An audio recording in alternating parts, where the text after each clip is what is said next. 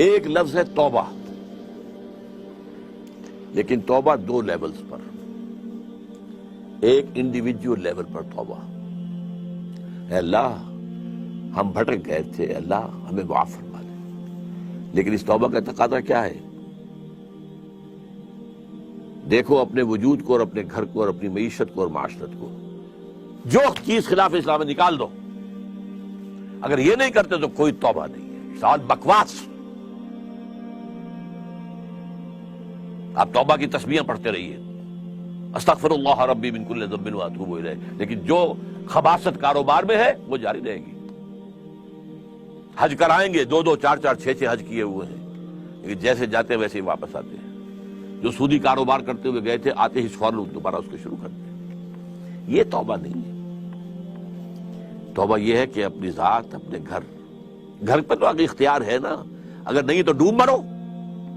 اگر اپنے گھر پر بھی اجی عورتیں نہیں مانتی ہیں، تم مر جاؤ۔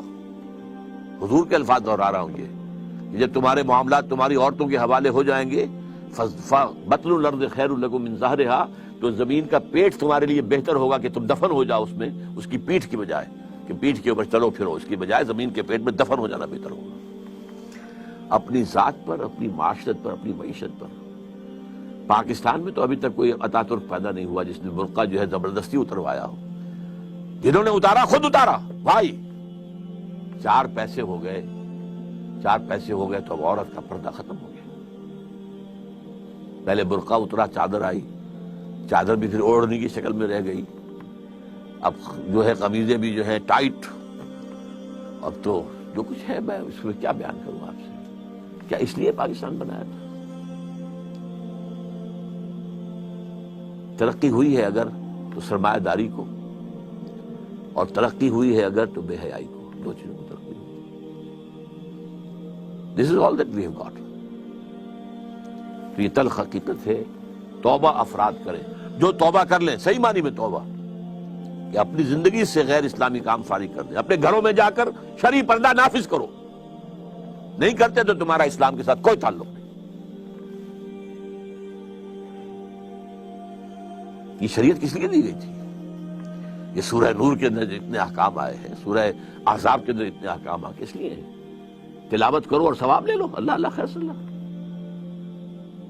یہ بینک سے سارا معاملہ کر کے آپ کاروبار چلا رہے ہیں، اپنا بڑھا رہے ہیں، کیا حرام نہیں ہے؟ ہمارے رگو پے کے اندر حرام شرائط کیے ہوئے ہیں۔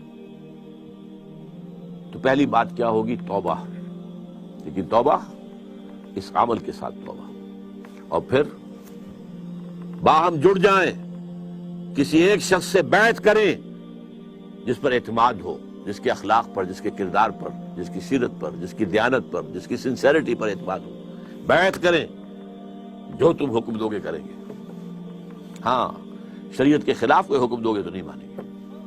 With in the parameters of the شریعہ جو بھی آپ حکم دیں گے ہم مشورے دیں گے، ہم، لیکن مشورہ رہے گا۔ یہ نہیں ہے کہ ہم کہیں کہ صاحب ہماری گنتی زیادہ ہے، ہماری بات چلے گی، آپ کون ہوتے ہیں امیر صاحب، آپ گھر بیٹھے۔ یہ مغربی جمہوریت ہے، یہ اسلامی جمہوریت نہیں۔